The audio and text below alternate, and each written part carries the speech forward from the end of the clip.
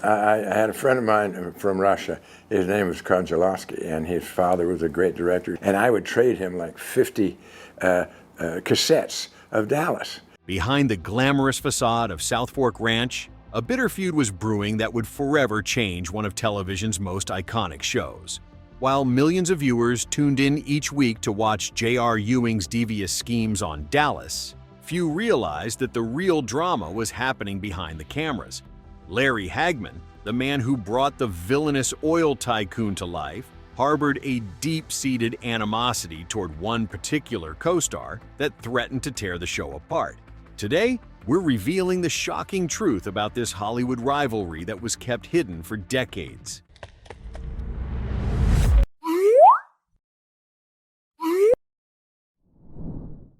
The king of Southfork's iron grip. When Dallas premiered in 1978, no one could have predicted that Larry Hagman's J.R. Ewing would become one of television's most iconic villains. As the show's popularity skyrocketed, so did Hagman's power both on and off screen. The actor quickly established himself as the undisputed star of the series, wielding tremendous influence over everything from storylines to shooting schedules.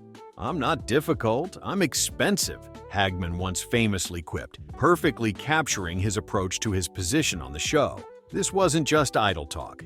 Hagman was notorious for his hardball contract negotiations, repeatedly holding productions hostage until his demands were met. During one particularly tense standoff, he reportedly told executives, "They had me, I had them, but I had them less than they had me." Hagman's control extended to the set itself, where he established strict rules that everyone was expected to follow. Perhaps most infamous was his demand for complete silence during the filming of his scenes. No one, not even the director, was permitted to speak unless absolutely necessary. He would often parade around the set in outlandish costumes, sometimes even donning a gorilla suit, establishing himself as both the show's star and its resident eccentric.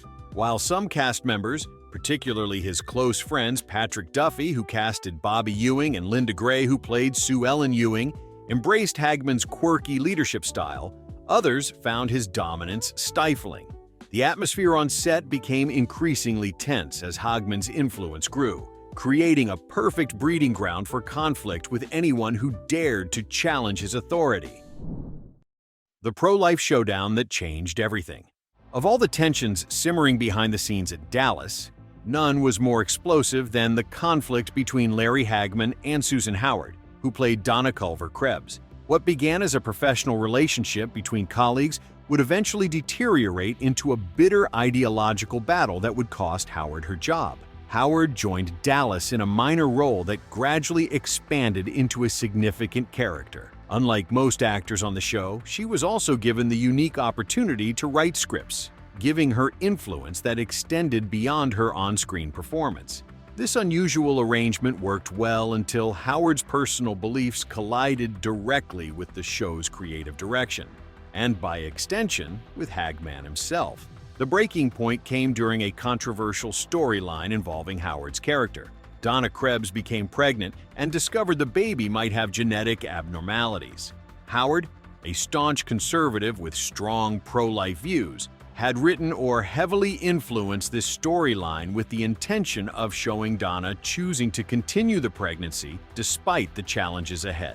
However, the show's producers, allegedly with Hagman's support, wanted to take the story in a different direction, one that would present abortion as a viable option for the character. This directly contradicted Howard's deeply held personal convictions, creating an impossible situation for the actress. "I couldn't do something that went against my deepest beliefs, even for a TV role," Howard later explained about the conflict. The standoff quickly escalated beyond a simple, creative disagreement into a fundamental clash of values. What made this conflict particularly explosive was the stark contrast in political views between the two stars. Hagman was an outspoken liberal, while Howard was firmly conservative. In the politically charged atmosphere of the 1980s, these differences became impossible to ignore or reconcile. After season 9 concluded in 1987, Susan Howard was written out of the show.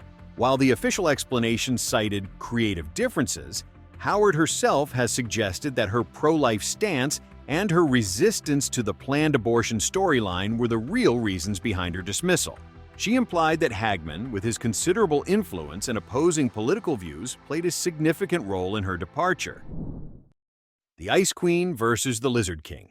While Susan Howard's conflict with Hagman had clear ideological roots, his strained relationship with Victoria Principal, Pamela Barnes Ewing, was more complex and nuanced. On screen, JR and Pam were natural enemies. The scheming oil baron versus the principled Barnes daughter who had married into the Ewing family. Behind the cameras, Hagman and Principal maintained a professional relationship that was noticeably cooler than his warm friendships with other cast members. Principal was known for her consummate professionalism and business acumen.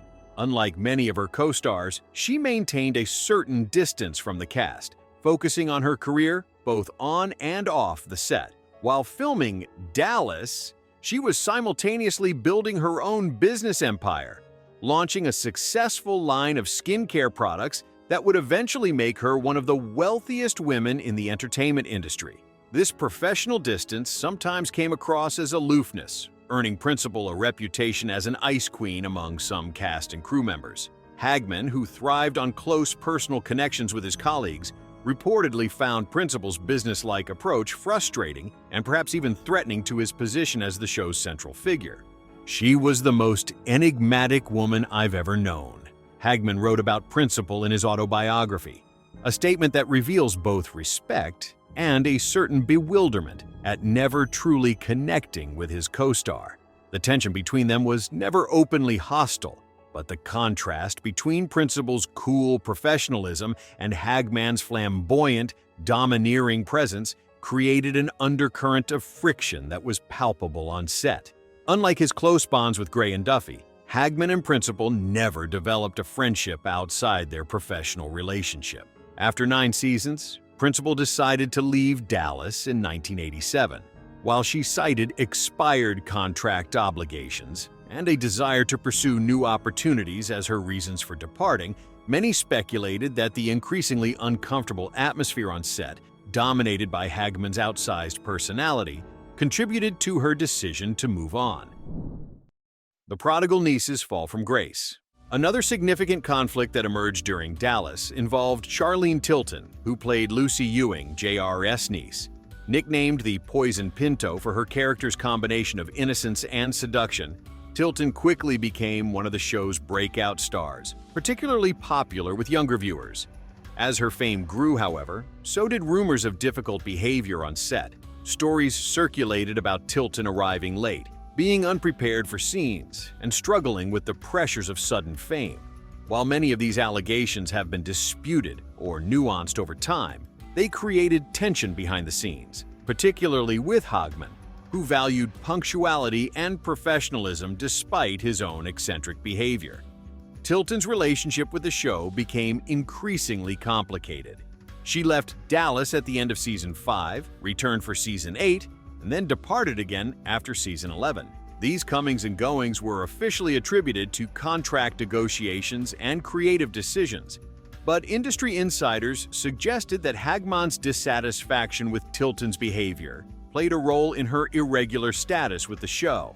The generational gap between the veteran Hagman and the young Tilton likely contributed to their friction.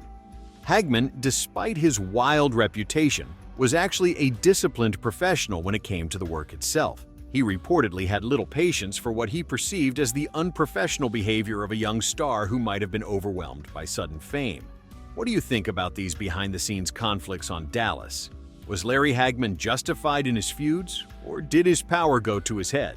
Let us know in the comments below. If you found this video fascinating, please hit the like button and subscribe for more revelations about television's greatest shows and stars. And don't forget to check out our other videos about the secrets behind your favorite classic TV series. The story of Larry Hagman reminds us that sometimes the most compelling dramas happen when the cameras stop rolling, and that even television's biggest stars are complex human beings capable of both extraordinary friendship and bitter rivalry.